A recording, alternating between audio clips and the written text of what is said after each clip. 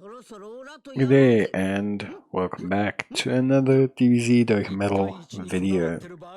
In this video we're going to be taking a look at the top 10 TURs in the game.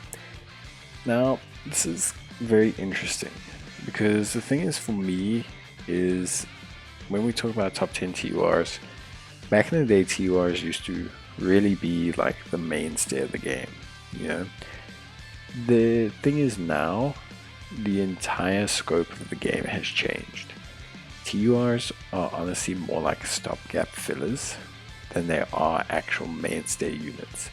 The presence that LR Easy A's, Super Easy A's, all these things are having is really having kind of like a knock-on effect with how effective TURs are being shown and being in Dokkan Battle. So although I think, you know, ranking the top 10 TURs is an interesting concept, if you look at the list of the last just 10 TURs we got, trying to rank them, it becomes quite a difficult task, because the thing is the units are so eclectic and varied that it actually makes it very, very difficult just to measure them, because their teams either just didn't get enough buffs or they didn't function well enough. It's just a very interesting time, I think, in Dokkan. With that being said, I think there's definitely TURs that kind of shoot near the top and there's TURs that shoot near the bottom. So let's take a look. So I think near the top we have to have Hit. I think General Tao is also definitely there. I think both Glorio and Goku Diamond Mini are both very, very good. And I think Vegeta is very good. I actually think Vegeta is criminally underrated by so many people.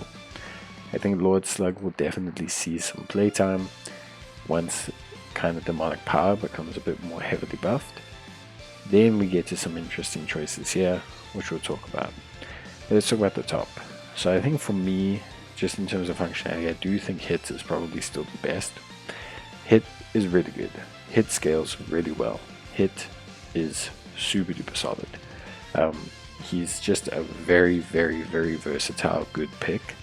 He also has a couple other teams you can kind of swing him on. Super Bosses being one of them. You can try him out with the new Rose. It doesn't work so well, but he can work. But he really crushes Festival of Battles. He scales ridiculously well. And if Evasion is active in the event, he's really, really solid. So I think for me, I probably would put Hit number 1. I think then I would probably say Glorio is probably number 2, and then I would probably put these two here. The reason I put these guys above General Tao is General Tao in theory is excellent. Don't get me wrong, General Tao is great. Like, I have absolutely zero against General Tao. I think he's an absolutely fantastic unit. He's awesome. I think he's really, really rock solid.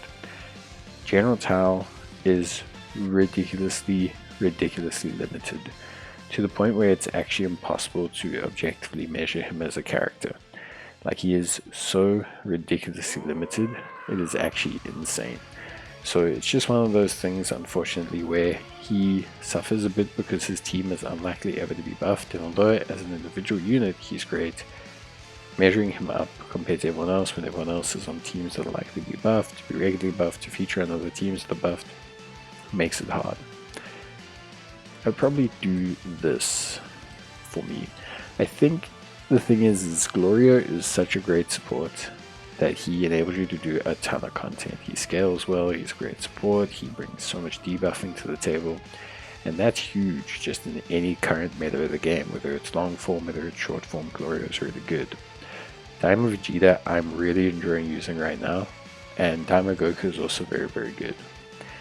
General Tao, Demonic Power, Lord Slug, really solid. Again, just comes down to the fact that his team's not really there right now, but if it did, he could probably shoot up, you know, a couple places. Then we come to these units. So there's nothing wrong with Majin Buu. I think Majin Buu is great. I don't really have any significant issues with him.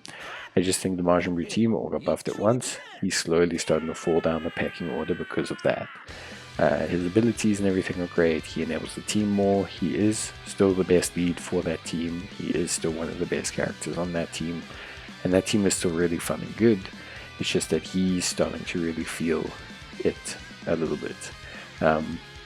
That always tends to happen when they upgrade one team so much in such a short space of time. And then it kind of feels like that unit, when there's a meta shift, takes a bit of an immediate turn to the left. You would have had this guy up here several months ago, and now all of a sudden it feels like he's more in the mid kind of area. Then these three remaining are very, very much not ones that I want to rank. So the reason is this: Goku is directly competing on his own team with so many different things going on and so many different positions that that team already has, that he's just kind of lost. He doesn't do enough damage to warrant this. He doesn't do anything special to warrant stuff. He's got revives, but revives and counters and all those things already exist on his team. So it's just incredibly difficult to measure him and get the gist of him as a unit and adequately measure him without kind of being a bit unfair to him, I think. And then we obviously have Perfect Cell, who I just think didn't get enough for his team. Like, Perfect Cell I don't think is necessarily bad. I think he's not too bad, but I think he just didn't get enough for his team. Like, his team just did not get enough buffs, and it just didn't enable him. It just didn't bring him to the table. And then we have Master Roshi, who is probably the weirdest unit I've ever seen designed in my life. He almost makes no sense. Like, he leads categories he's not even on. He has like requirements that don't even work. He himself does almost nothing.